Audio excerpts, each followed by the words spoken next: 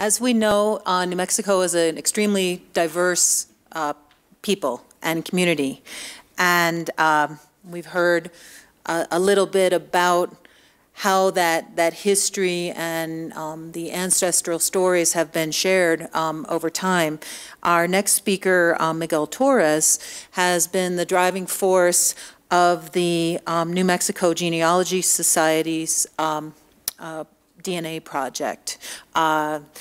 And I learned about Miguel's work from a New York Times article that came out talking about how people here in New Mexico were using DNA analysis to change their understanding or reinforce what their ancestral understandings might be.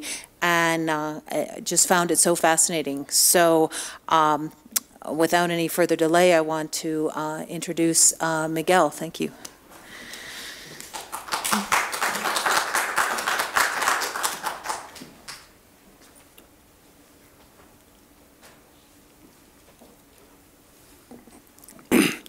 Santos y buenos días le de Dios. Good morning. My name is Miguel Tórrez. Most people know me by Mike or Michael. I just want to say it's an honor to follow such a blessing. You know, I was going to lead off with my own prayer, but there is no sense because we've just been blessed and amazingly and rightfully so. Typically, I give, my presentations are typically given to various genealogical societies, and I speak mostly to older folks who are dabbling in genealogy and genetic science and really don't have a good understanding of what this really is all about. So my lectures are typically tailored from a very, very basic, perspective. And it's really interesting now that I hear of who some of the folks in the audience, we have a geneticist. I by no means am a geneticist. I'm basically a layman working in the trenches, just looking at data and trying to make sense of what this is really telling us, from people who are like yourselves, who are actually doing the real scientific work. So I have been doing genealogical work since the early 2000s, and I really got into this more so because I had a loss of identity. It was, over time I started trying to gather and grasp who I was. There were certain things that were happening around me and here in New Mexico in general. And I started questioning. I said, well, who am I? And I started asking parents and grandparents about where do we come from? Am I Mexican? Am I, we both say we're Mexican, we're Spanish, we have Native American blood. And it's like, well, what does that really mean? So when I started asking these questions, nobody could really answer them. So I said, well, I'm going to start, researching my family tree and see what this tells me. And I started realizing how complex that really was. And some years later, I went to a lecture where this fellow by the name of Ángel Cervantes was presenting what he was starting here in New Mexico. He's a history teacher in Albuquerque, and he started a project called the New Mexico DNA Project. And I saw that, and I said, I can use that type of information to really figure out some of these roadblocks in our genealogy, or to better understand where our ancestors are coming from a old world perspective, and try and answer these things, not realizing what I was getting into. I really got fascinated and really just proceeded. In 2015, the New Mexico Genealogy Society asked me to head their project. They had a lot of members who were doing, genetic work or DNA testing, and couldn't understand what the results they were getting. So they asked me to head this project. This image here shows this from last summer. Oh no, this is current because I'm on the web. Yeah, we're up at 993 members. This is a lot of work. I'll get into a little bit more of what we actually do, and you'll realize how intense this kind of stuff can be. But so to reiterate, I work in Los Alamos, and I currently work I started my career doing mechanical design, machining, welding, but I dabbled in, I worked for physicists who were doing low temperature physics, doing work like on Stirling engines. So I was always around and involved in scientific work, but I myself was I've never been a scientist. Now I'm working in material science, and so I think having that background gives me an advantage to being able to understand and put these types of projects together and make sense of them, where a lot of people don't have that type of background, especially, you know, people, like I said before, that are really into this are much older, retired people and don't have that ability. So with that being said, this is a little strange because, like I said, the crowd probably knows a lot of this stuff already. But so our goals from this project that I run is to validate genealogies tracing back to their known origin in New Mexico using Y-DNA and mtDNA. So from this image, you gather that a male, can test both his Y-DNA, which is his direct paternal line, father to son, back in time. He can also test his maternal line, which is the mitochondrial DNA, also known as mtDNA, because he inherits that from his mother, her mother, mother. This is based on a male. A female can only test her mitochondrial DNA. She doesn't carry the Y-DNA of her father. So who qualifies to be a participant in our project? Well, anybody who can test their Y-DNA or mtDNA, but more specifically has to test through Family Tree DNA. That's the company we use. If a person tests through Ancestry.com or 23andMe, some of the other testing companies, they can only transfer their autosomal DNA results, and I'll explain what that is here shortly. Ancestry.com doesn't test Y-DNA or mtDNA. They did at one point, but they don't any longer. 23andMe does, but that information is not transferable to Family Tree DNA, so we can't use it for our analysis. Autosomal DNA is basically an inheritance. I'll just skip through here. I guess I don't have that on this slide. So autosomal DNA basically encompasses a person, so male or female, can inherit DNA from both their mother, father, grandparents, and so on. And so the autosomal DNA it basically tells them it can do two things. It links them in our project in the Family Tree DNA database. It links them to people who have common DNA, so it'll estimate relationships between people. They'll get a match list. It'll say, oh, you're predicted to be a first cousin, second cousin, third cousin. And because it's genealogy related, they can email these folks and say, hey, well, how are you related? This really helps people who don't have that ability to figure out their family trees, or people who are of cases that are adopted. It really can serve a purpose from that perspective. This test also gives an ethnic percentage, and that's what a lot of people are really interested, because people want to know how much percentage Jewish am I, how much European, how much Native American. Well, it's this test that can do that. Because it looks at the large spectrum of your genealogy, we don't have the manpower to research everybody's family tree in depth, and so we concentrate from a genealogical perspective on Y-DNA and mtDNA, because we can just concentrate on those direct lines. Our project will help a person figure out the rest of this, but we won't do the genealogy work for them. So I've already explained this. So like I said, I've tailored this presentation. I didn't know what type of audience I was going to have, so typically I tailor this to people who don't really understand this. And for that reason here, I'm very open to you asking questions as I speak. So if you have a question directly related to anything, please raise your hand and we'll address it right away, as opposed to the end, since we don't have a large audience. So I've discussed Y-DNA, mtDNA. Those are some graphics. I don't think I really need to explain that too much. What I'd like to do after I go through some of this is I'm going to actually log into the project and show you how to navigate some of the things here. A lot of questions that come to me are, well, how do I get into this project?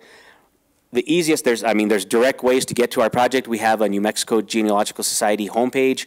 You can go through that route.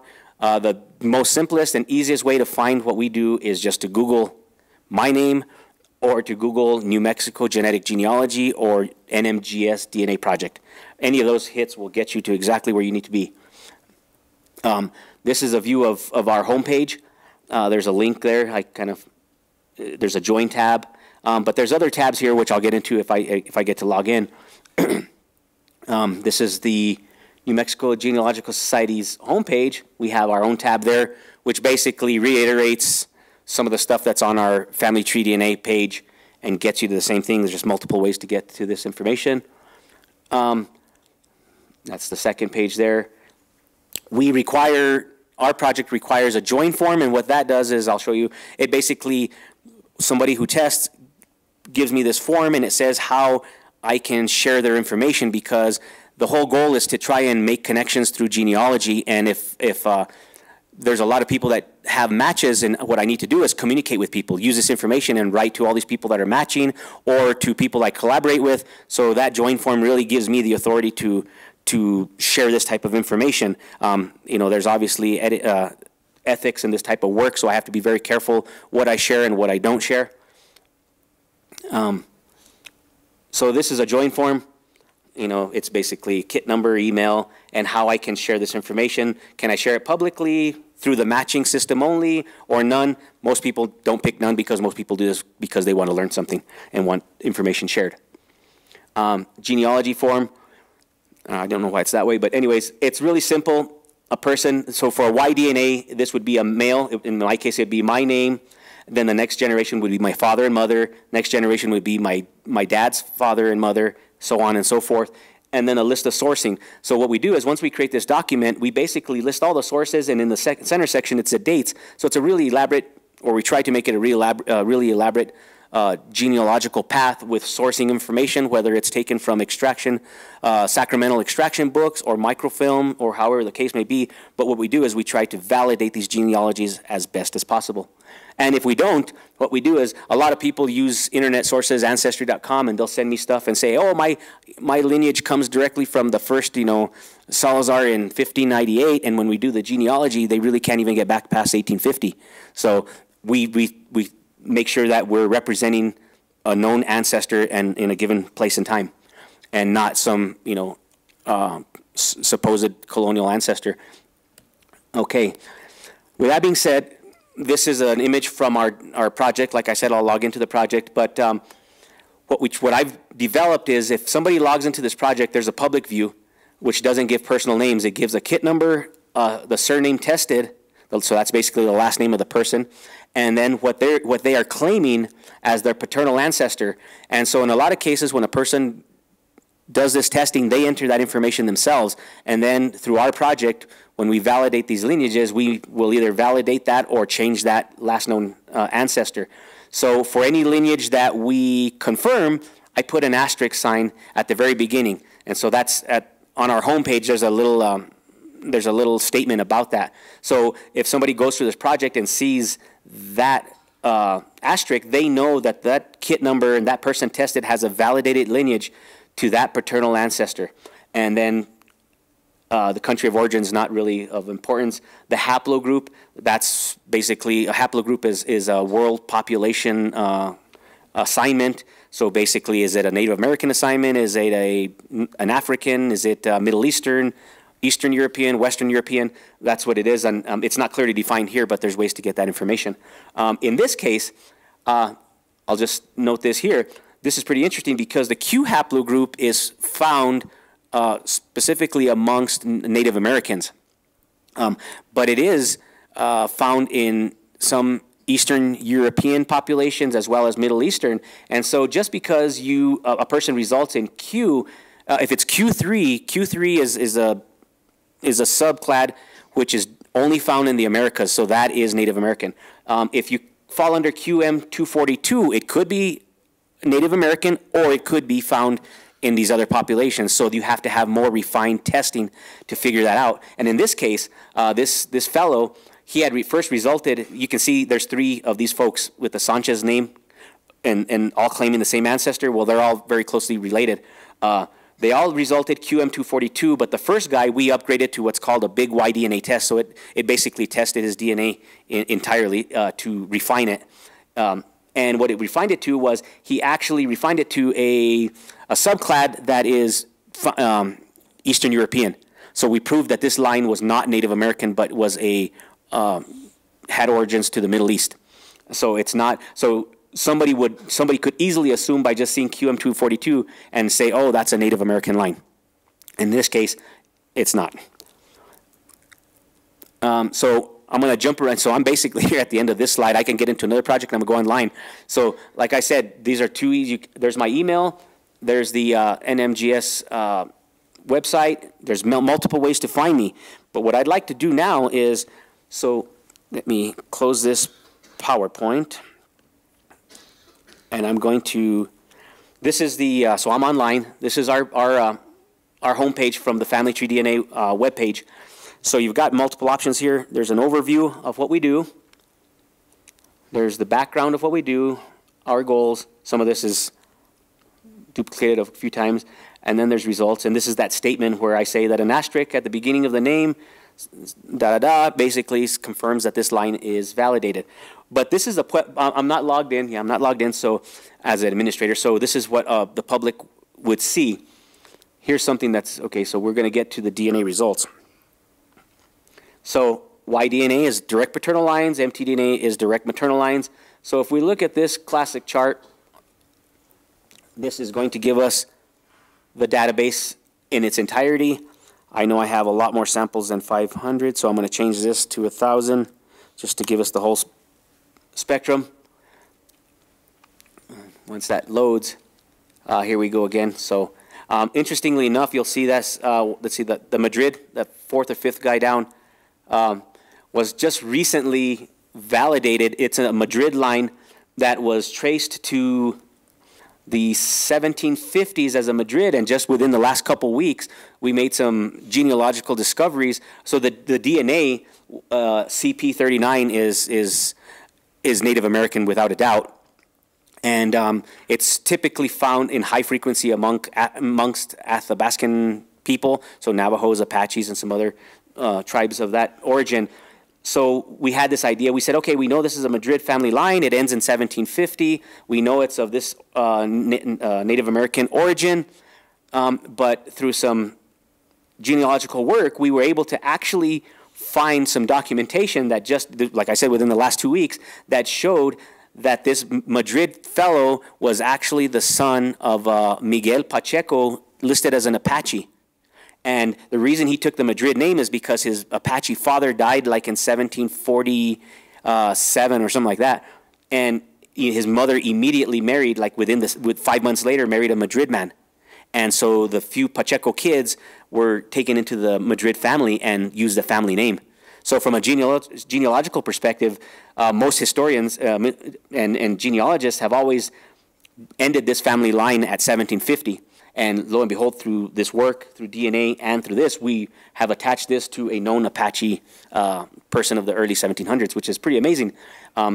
This New York Times article was basically promoting that there's a lot of interest in culture and identity, and how we as native New Mexicans have a lot of Native American ancestry within us, and that, you know, so basically, after the 1900s, a lot of us New Mexicans, like I said earlier, I had this loss of identity. After the 1900s, and there was a transition between the late 1800s, early 1900s, statehood, and a lot of other things where we see a loss of cultural identity here in New Mexico, where a lot of folks, our Spanish names were disappearing.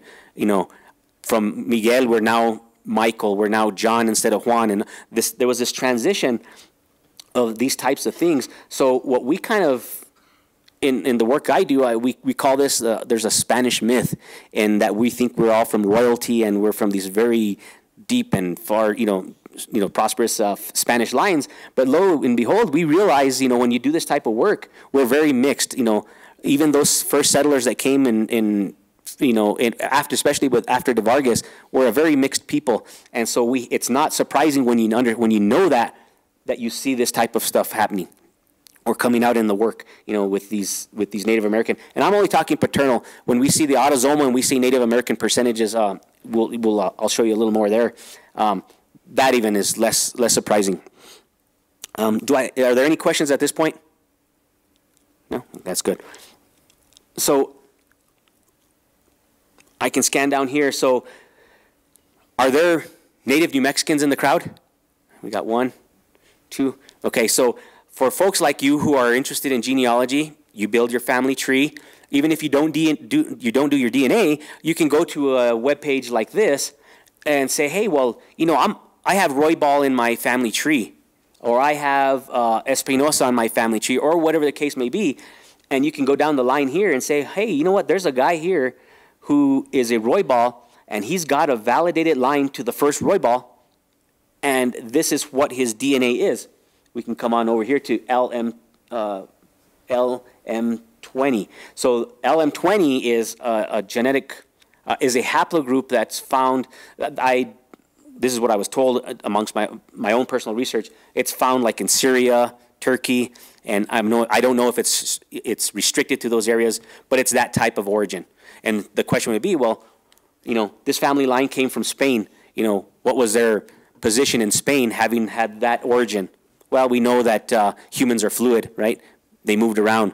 There was wars. There was all types of different things that happened. So it's not surprising. Iberia, Spain was made up of a lot of different people. So a lot of people just consider them, say, oh, it's Spanish, but they don't realize what does Spanish mean. It means it's a whole big mixture of people. We have Middle Easterners that were in Iberia. We have Arabs. We have Eastern Europeans. We have a lot of Germanic tribes.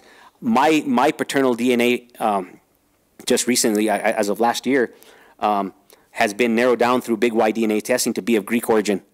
And so my family tree ends around 1660 with a guy named Miguel A Torrez.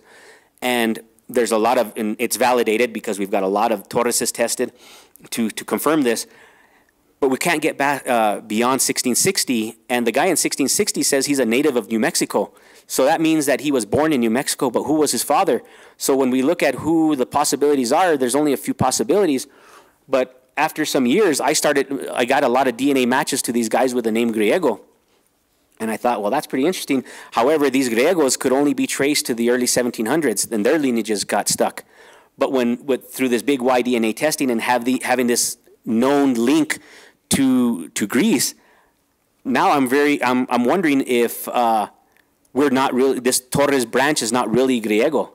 And just because those lineages of Griegos are stuck doesn't mean that they're not truly of that first Griego. So Juan Griego is the only known settler of New Mexico to be of Greek origin. There's probably others, but he was clearly identified to have been from Greece. And the name Griego it was Greco, meaning the Greek. So, you know, through these histories, we can understand that. And my DNA is sort of confirming that, as well as through the Griego folks themselves. So, like I said, folks who have an interest in their genealogy through New Mexico can go down this list. And like I said, the paternal the persons that are tested are not here because it's private. But all you have to do is email me and say, hey, Miguel, what can you tell me about Kit 50277 Herrera? He's claiming this and this and this. And whether my join form for that person allows me to share, we can collaborate.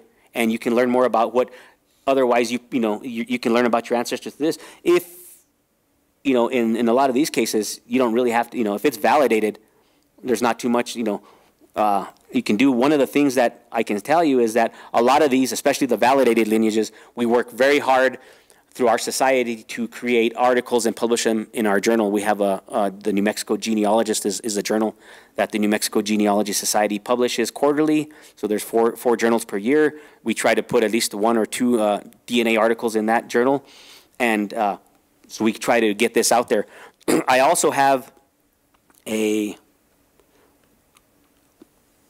blog, and it doesn't really work as a blog. It's more of a static kind of web page. But what I do is I try to have this as a portal to all the information that we're working on.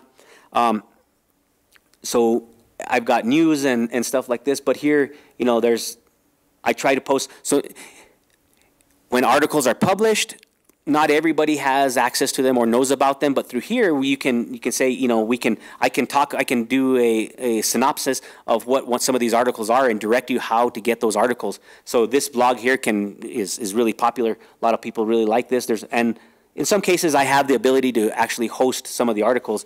I think in this case, this is my maternal DNA. Let's see if it comes through.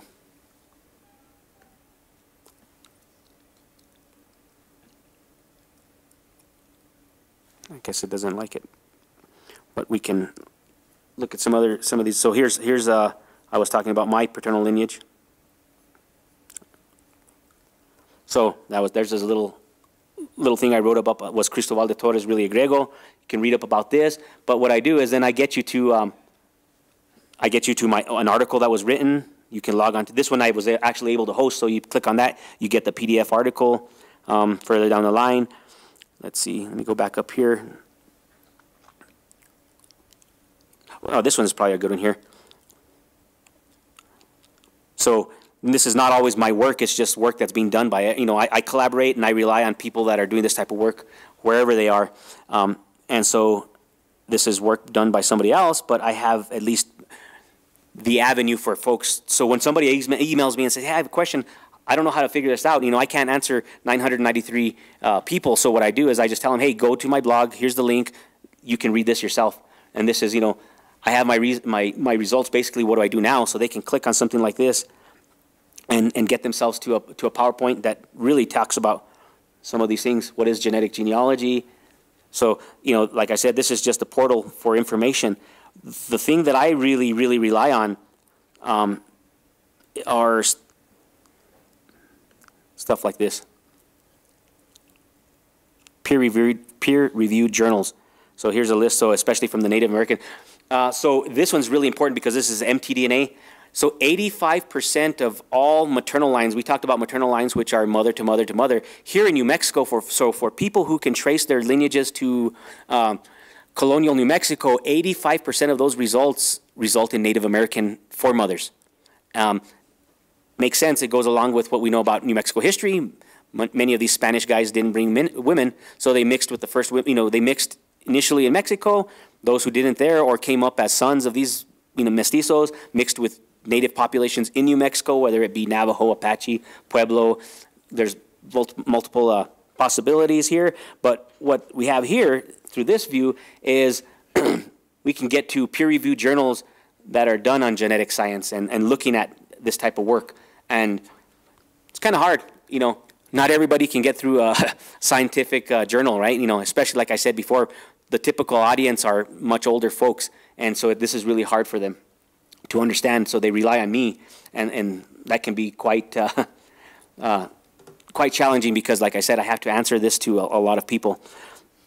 So this is sort of the work that we're doing, and one of the things that's really, really interesting, I'm going to just kind of jump around here a bit, is I was asked last year to help the Abiquiu Library and Cultural Center with DNA and ethnography study.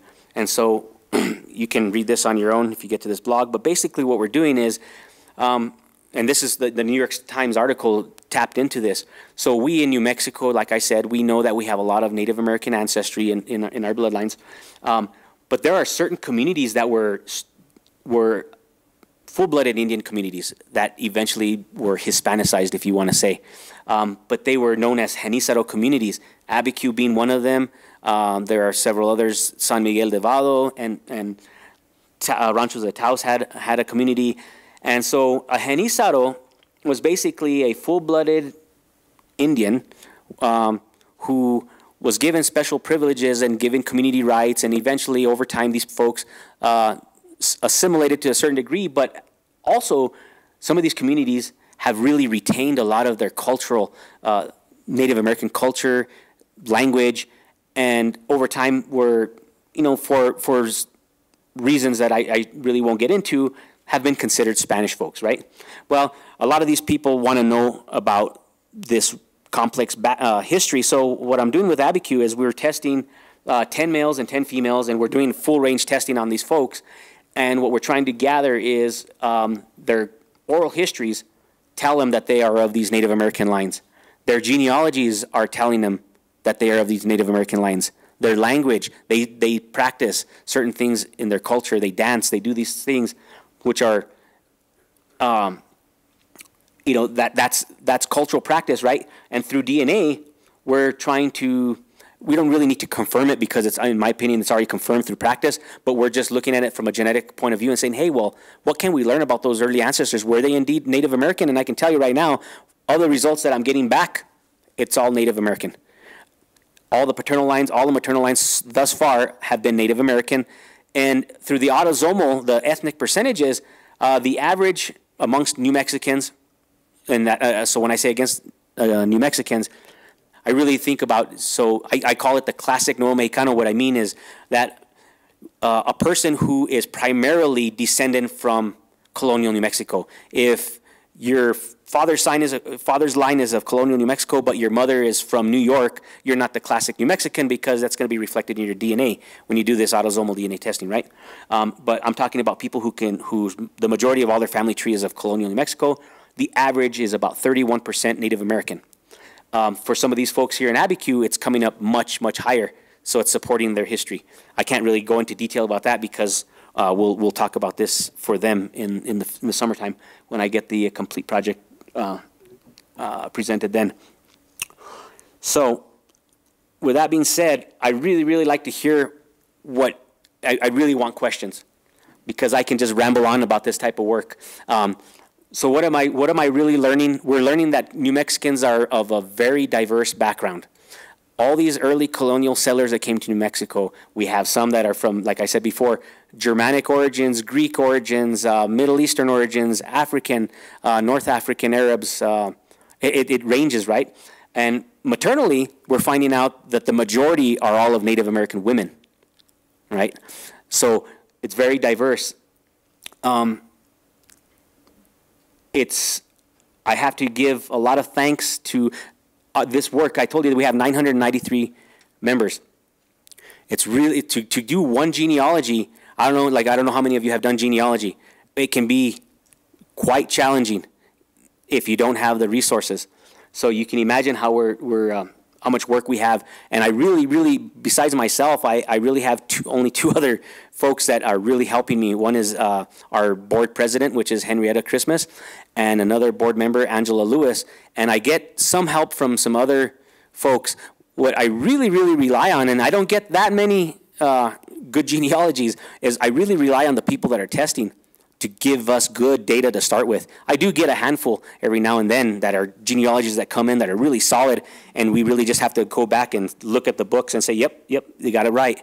But in most cases, folks that are doing this kind of work are displaced. They're out in California and Colorado, and they don't have access like we do. So they're relying on internet sources and Ancestry.com, where there's snowball effects of mistakes happening, and so we have to correct that, and it's quite challenging. And I do this work. I'm a volunteer, so you can imagine. I'm married. I have a beautiful wife and 3 sons, and so to manage a family and work a career and do this, I'm obviously doing this because I love it, because it's a lot of work. So I don't know how much time I have left. I imagine there's quite a bit, but I really would like to hear questions. Thank you, Miguel. I'm Bernadette Fedoro. I'm just attending this event as a spectator, and I appreciate your work. I'm a 10th generation New Mexican, so on both sides. And I can confirm what you said. When I grew up in the 60s, we were told we were Spanish. And then when Cesar Chavez was, fighting and marching, I was a Chicano. And then we were called Hispanics, and now we're Latinos.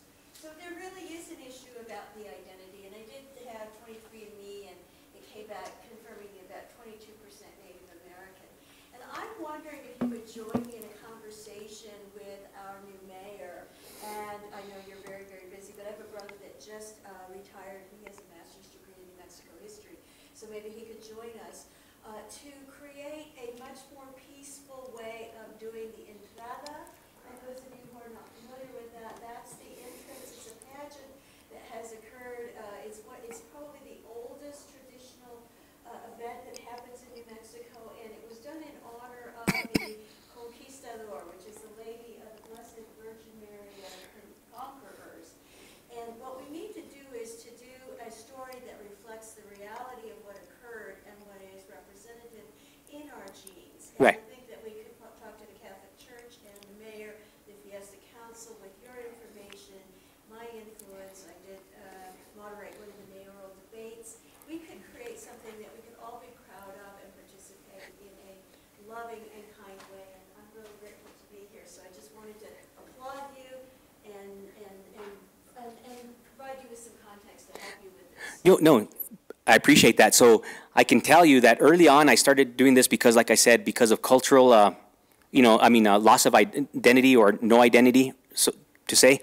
But over time, I've built up such a database and an understanding of who we are and where we come from as New Mexicans that I now understand. So when I was young, I used to attend, you know, I'm from the Espanola Valley, and I attended the Espanola Fiestas every year. I just loved it. And, you know, I went there, and I just loved it because, you know, you got to gather with friends, you participate in you know, the fiestas in general.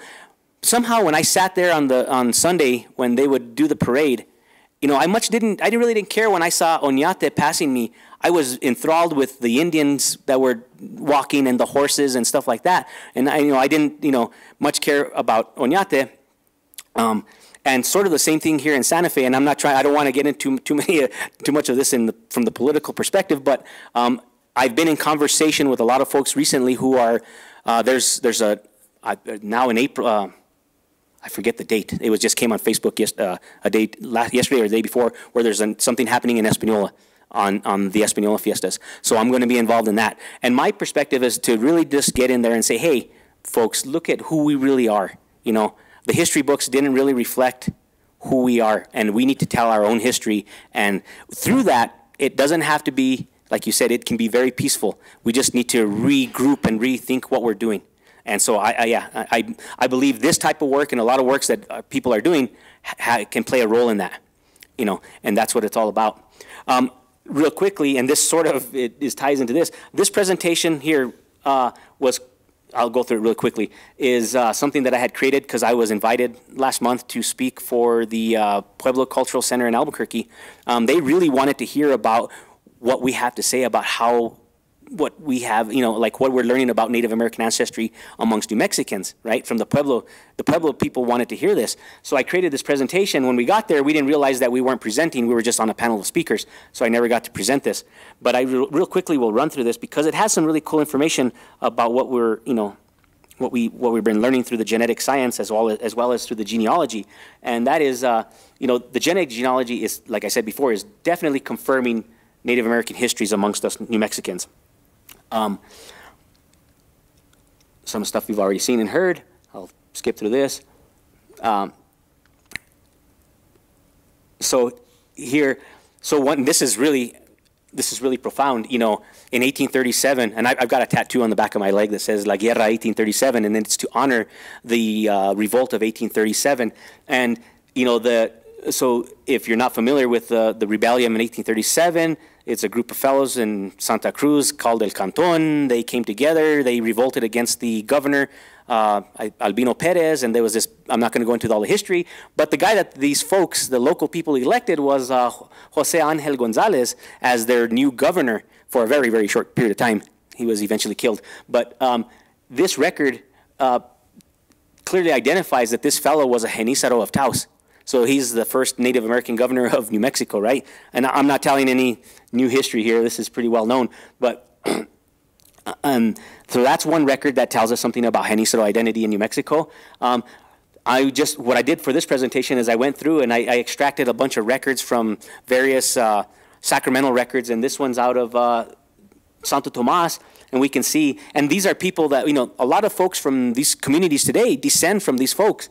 And they're, you know, Antonio Jose Trujillo listed as a Genízaro, and it gives his parents. And where, look, it says Mariano Trujillo and Rosalia Apodaca are his parents. They were Genízaros and residents of Belén, right? But they landed up in Abiquiu. And we can just go on and on and on. And these are just a few of the samples. But the reasons I picked these out is because they were really interesting. If you go down, let's see the third one, Asensio Gregorio Chatillo, these folks were also in Abiquiu. They're both Tano Indians that were embedded into the Pueblo of Abiquiu and became part of that population.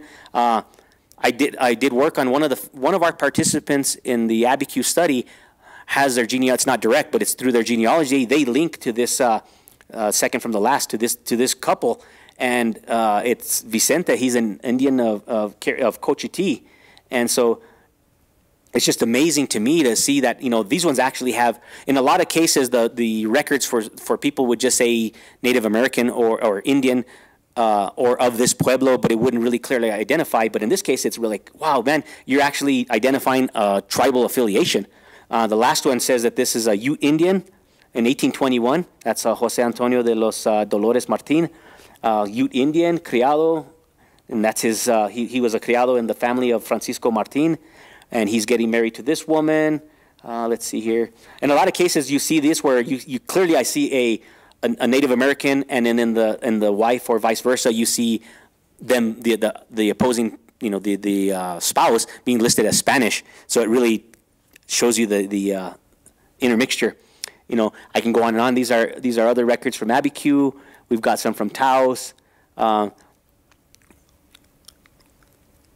This ones are from Santa Cruz. What I found really interesting is I found a lot of Comanches were brought into the Santa Cruz Valley, and Santa Cruz Valley basically makes up what we know today as, you know, not only Santa Cruz but a large population of Española, you know, all the way up through Chimayo, Truchas, and so there's a lot of, through the records, there's a lot of Comanche blood in that valley.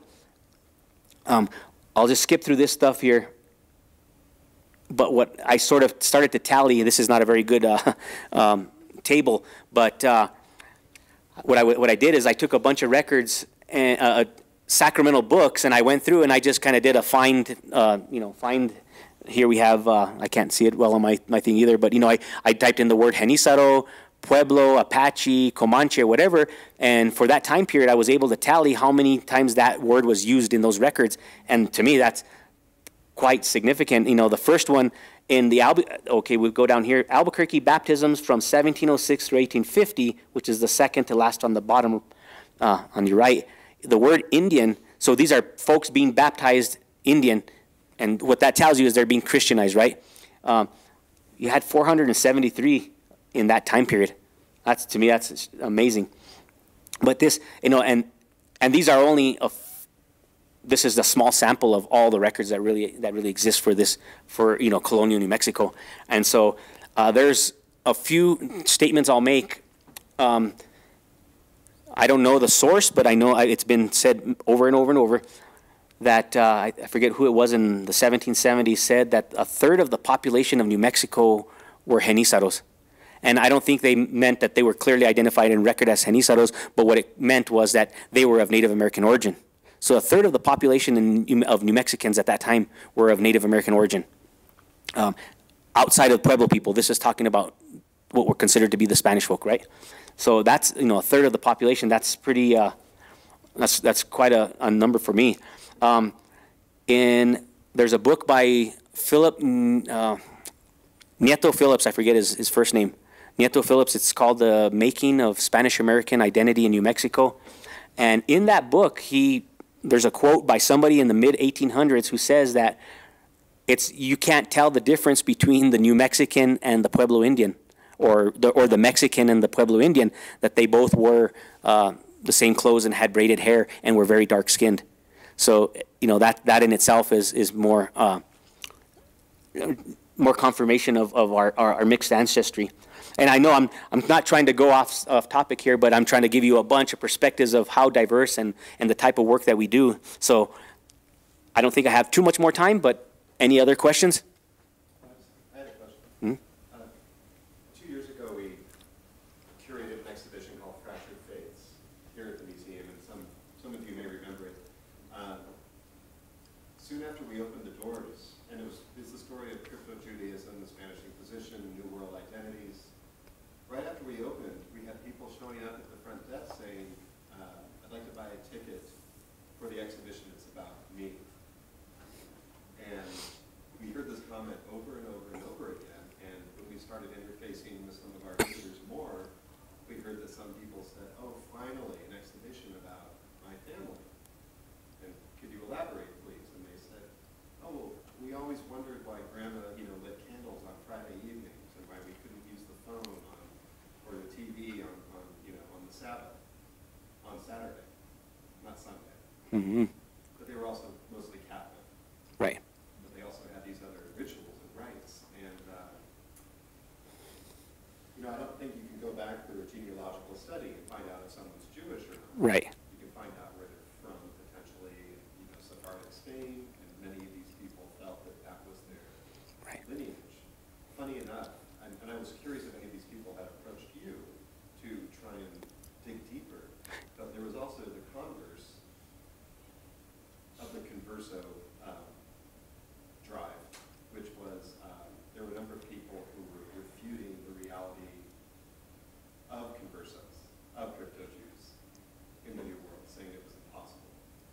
And these were unforeseen arguments that had popped up during the run of the exhibition. And you know, I think for some people, faith in their genealogy trumped sometimes reality.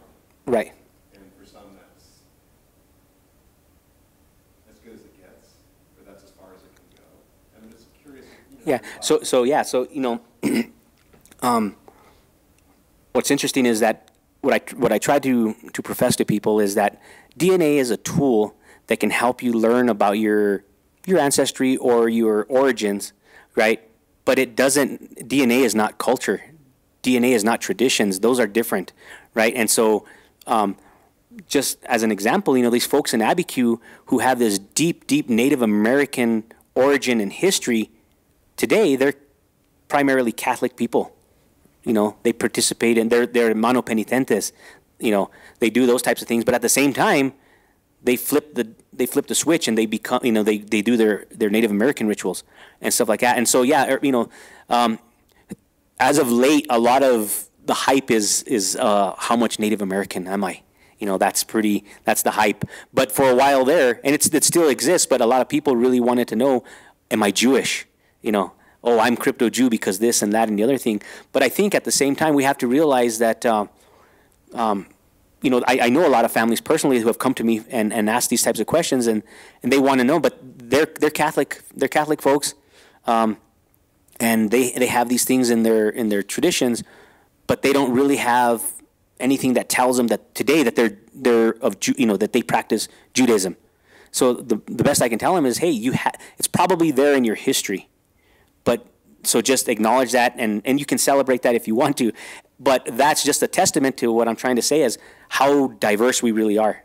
You know, we have a lot of, like I said before, there's probably elements of Arabic in our bloodlines, in our language, just like there are, you know, Native American. We use the word zacate, right, for grass and stuff like that. Well, that's a Native American word, nawat from Mexico for grass, and we use those today. There's a whole bunch of other things. So I think to be New Mexican is really special because we're a super blend of a lot of different things, and it's really special. And I think that exists in a lot of other places in the world. So we're not any better than anybody, right? We're calling it diversity. We're just special in our own way, and I think we need to celebrate that and tell and honor that and tell the truth about who we really are.